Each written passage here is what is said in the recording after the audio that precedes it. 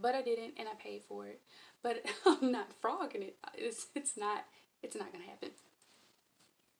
Welcome, welcome, all my crafty friends out there in my little space of the internet. Welcome to another episode of Marquita Makes.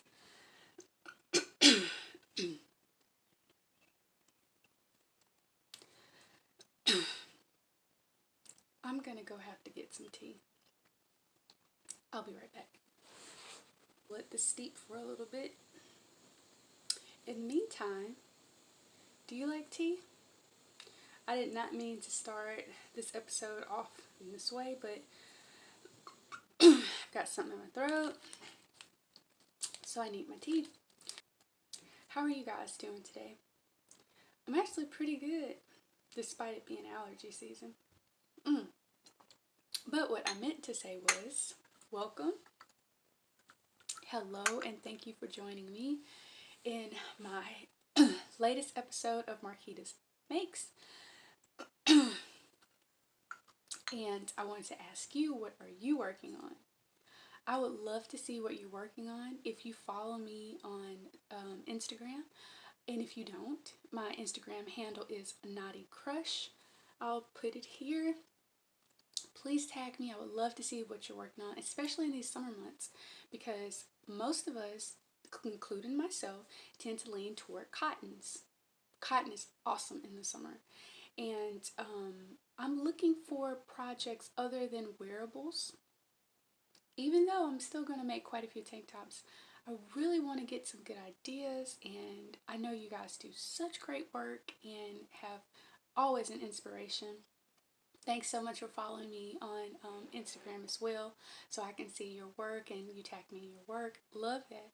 So I was wondering about working with cottons for this summer, but maybe smaller projects, maybe some household projects. So please let me know what you're working on in the comments below, tagging me in on your in Instagram, so that I can see that. I would absolutely love to get some ideas, because I love cotton too. And speaking of cotton, I was working on a summer top. It has no name, just a large rectangle. I'm still working on the straps, and I placed buttons.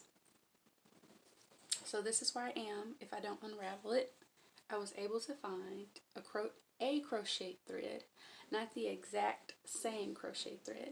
This particular one is mercerized. I don't think this was mercerized cotton, but the colors are almost exact, so I think I can pull it off. So I'm working on the straps. I should be finished hopefully by the next episode with that finished object. Also, I wanted to mention that many of us know that May is Mental Health Awareness Month. So I work in that field. It's really very important to me. And it's a large reason why I started my channel, because I noticed, especially during the pandemic, many of us were looking and searching for things that would help us to relax. And crochet is my main thing that helps me relax. I can do it just about anytime, anywhere, doctor's offices, waiting in the car line at school, wherever. And I wanted to share that, and I wanted also too to feel more included in the crafting community. So I would love to hear what you've done in the month of May that's really helped you this month in de-stressing. Now, last month I did have a giveaway in support of hashtag Situation Stress that was hosted by the Crafty Yarn Council. And so it was just really great how that was in April and it rolled right into May. So I wanted to do something a little different this month. I haven't really been getting out, and of course because of COVID I'm not seeing family very often. So I got together with my family, and we were all masked up and being very careful. Some of us see each other more than often, and we were able to go strawberry picking. Now, I don't know if you will consider that being low stress or a way to manage mental health. But building relationships is really important to our mental health. And we had so much fun. So I wanted to insert a few pictures here so that you can see just a little of how it went while we were there. And it was very relaxing. It just so happened we picked the best day to go. It was not too hot. It wasn't, of course, cool at all. We went to Brown's Farm, a strawberry field in, it's close to Madison, Alabama. And I didn't realize that strawberry season was so short, so I'm so happy that I had that opportunity to go with my family and pick strawberries. And here are a few things that I made from it. So, have you ever been strawberry picking before? I'm not sure where you live, where you're located, but I'm sure if you have, it's still very memorable to you. Before this occasion, I went strawberry picking only one time in my life with my dad. I don't even remember how old I was. I only remember it was very far. I remember falling asleep in the car. I remember how fun it was. I remember picking and eating the strawberries while picking and how disgusting they were because they were sprayed with pesticides. And I learned my lesson, so I definitely made sure neither of my children did the same thing on this trip. But yes, so one of my goals, because I'm an introvert, but I also know the value of relationships, was to draw close to those I care about, and this was one way of doing it. So that was one of my goals for the month of May. No regrets. It was wonderful, very relaxing. The drive there, the drive that, the during, the afterwards. It was just great. So I would like to hear, your experiences with strawberry picking, or what your goals were this month if you participated in May Mental Health Awareness. My throat is feeling so much better now. Now, yarn. I've shown you one unfinished object, and I really do hope to have it done because it's the very end. I mean, it's the straps by the next time I upload another episode. But if you've been following me, you also know that I am following along with a make along with Queenie Crochet. And I have had some ups and some downs during this make along. But recently, I've been having some ups in creating my version of the Knit Collage. So it's crochet version of Knit Collage's Harley Sweater. And it is not perfect. I think I'm going to have to make another one to make the adjustments along the way. But I'm proud of myself for sticking with the idea, for attempting, for trying, picking great yarn. Thank you guys so much for your support and encouragement to keep going, because it has been very frustrating, to say the least. But let's see. This is where I am so far. Let's see, this is going to be the back. Now, yes. Oops. I have made it to here. I hope you can see it. So, I'll show you my I'll show you my accomplishments. And I will also show you so far my failures. But I'm sure the second time that I make the sweater, I'm going to be super proud. So, my accomplishment this is crochet. I was attempting to give that weave look of the Harley, or what I call the X look, or the crisscross look. How it looks as though this is a good way to show it. One layer, it's working this way, and in one like rectangle, it's in a diagonal stitch in this direction and the other in that direction. That was what I was trying to recreate. But I really like this knit stitch, so I didn't want to do it with double crochet front post. I just didn't want to. I could have, and it probably would have been a whole lot easier, but I challenged myself. And however it turns out, I have to tell myself that too, because, who just wants to make something that just looks awful, you know? But I have not found a pattern out there for it, so this was fun for me, although a challenge, and because of your support, I have not given up. So anyways, what I did was I started off with and I'll probably insert a video here because it's really choppy. Sometimes I could record, sometimes I couldn't, what my method was. But what I did, I started with the traditional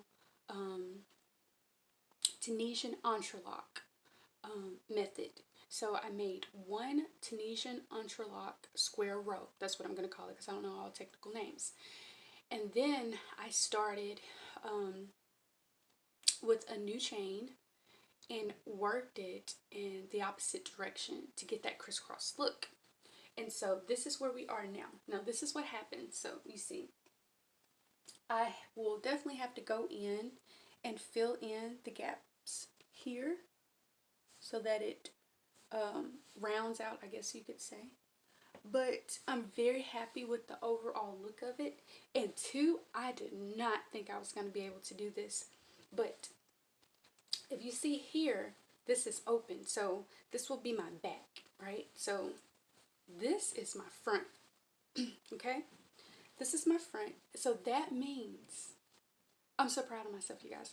So that means that I made not only the entrelac squares and kept it going around, and I didn't work it in a round. I actually stitched it here, which I think was my downfall. I probably shouldn't have done it, but I am not frogging this.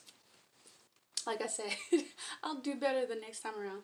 But I don't know what clicked, but I'm glad it did click. I worked the entrelac into this space. And it's a little loose, you know, because it's not very secure right now, but it basically looks like this. So I worked the entrelac decreasing in this space to close it, and I'm so proud of myself, you guys, because I have no, it was so late. I don't even want to tell you how late it was that I was up working on it, but I just couldn't stop, and I couldn't record because it was just too much. So please forgive me. I'm going to try to make another sweater and make it a whole lot better than what it is now, and hopefully be able to record it and share it with you guys. But I'm just super proud that I was even able to close this up. So my armholes will go about here, and I will stitch close like I did in the front, the back here. I don't know what's going to happen after that, but I don't know how I'm going to make the sleeves. And another thing, if you follow me on Instagram, you may have noticed that I said I was not very crazy about how thick this was. Now, I said that after I worked maybe 2 sections when I got to here, and while I was working it was so heavy.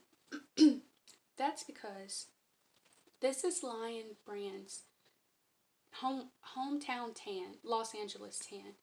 And in order for it to achieve the same, I always want to say consistency, the same texture and weight, so I thought, I double stranded it, and it was from an older project that I wasn't using, or you know, it served me no purpose anymore, but it made it so heavy.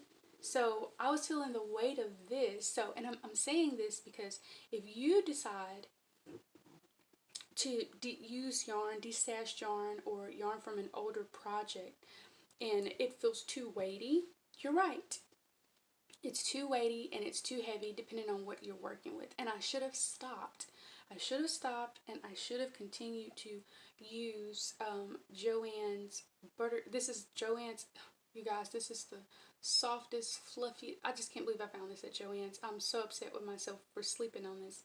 But this is Joann's Buttercream Luxe Cozy half superwash merino, so it'll be like 50% superwash merino, and then 50% acrylic, which my body temperature can work with. And so what I should have done was use this as this color, but I was so into using as many colors that the Harley sweater had, and Look at this. It almost even has, so this is the Joann's, oh, excuse me. This, and these three colors are the Joann's Buttercream. This is also a yarn from a previous project that I double stranded, but the weight is the same. So even though I did swatch, I swatched for the look. I only swatched this one, and I should have swatched all of the yarns, but I didn't, and I paid for it. But I'm not frogging it. It's not gonna happen. So anyways, this is where I am with my Harley sweater for the Queenie Crochet Sweater Weather Make Long, which is the reason why I haven't finished my top yet, my spring top. So those are my unfinished objects right now that I'm really excited about. And yes, so I'm hoping, although I'm so used to completing a sweater in 2-3 weeks. I can't believe that took me that long, but it's a long story. If you follow me on Instagram, you know the story, whatever. This is where I am. So sometime in June, I should be finished, and I'm really excited about it. Oh, and I mentioned Queenie Crochet. The store owner is Tracy, business owner is Tracy, and Tracy's also a part of the Yarn&Stitches indie dye company. It was formerly Yarn or Dye Crew. It has currently 3 members, and I'll list them below. So each month a member curates a crate, and you can actually find their monthly subscription to join on Cratejoy. But I did sign up for the 3-month. I couldn't resist, and as you can see, oh, the elephant in the room. Yes, I have a new bookcase to hold my yarn. It actually, okay, I'm so proud of myself, you guys. It actually holds all of my yarn, minus what I just showed you. It holds all of my tools. So I have done a ton of destashing and giving away and selling on Mercari because I've been doing so good, and the colorway that Yarn&Stitches has chosen for the next 3 months, June, July, and August, I could not resist, and I have room. I have room. I took advantage of the discount of purchasing for multiple months, and I've got to have it because I mentioned before, I'm going to need some shawls. I've given so many away, and I just need some for my wardrobe. Specifically because it's going to be from last year's wardrobe, and I was really seriously missing some shawls. So anyways, that's the Yarn&Stitches. They're wonderful indie dyers, all of them, just wonderful, wonderful, sweet people. You can find them on Instagram. I'll link their information below. Yeah, I'm loving it. I don't know how you guys feel about it, but I'm really loving it. And also too, I want my me-made wardrobe to really increase, so that almost anything I grab out of my drawers is something that I made. So that's important to me. And I also know that we know that with handmade makes, they last a very long time. A lot of times I try to give my yarn away, but oh, that was another thing. I sometimes, to make myself feel a little bit better about buying yarn, if it's something I've had for 2 years or more and I'm deciding to destash it, I will sell my yarn on Mercari or reach out to other fiber artists on social media and see if they would like to purchase. Sometimes I just give it away. But that's another way that I purchase yarn, is by selling yarn. And that way I don't feel like I'm spending so much of my income on yarn. I'm just more or less recycling yarn money. So I don't know if you guys do that, if you use Mercari, eBay, Etsy. What do you use to sell your yarn online, if you do so? But I too made just a very small little video on repurposing boxes. A lot of people really appreciate leaving, what's it called? Like a carbon-free footprint. And one way that I do it is by repurposing boxes that I already have at home. But of course, you know, as after a box is used, sometimes they're not as, they look as great as they did when you first, first used it, opened it, or whatever. So when I sell on Mercari, which I mainly sell my yarn on, when I sell on Mercari, I try to repurpose the box and make sure that it looks really neat.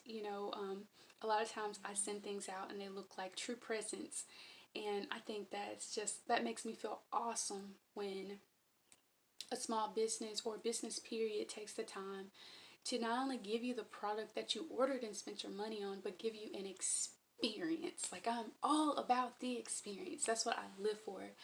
Not that I'm a adrenaline junkie, but those are the things that stay with me, not just the product, because once it's used, it's gone. you know, but the experience of opening it, the connection that you made with the company, the care that they've given you, that really establishes a great relationship. And I hope if you've purchased anything from me on Mercari, that's exactly how you feel when receiving it. And I got some new yarn from the Mason Create Things, formerly Mason's Creations yarns. And although I can't show it right now because the store owner, she's on Etsy, her name's April, she asked that we wait until after the month subscription is over. So everyone that has bought a subscription for that month has gotten it in case they want to be completely surprised.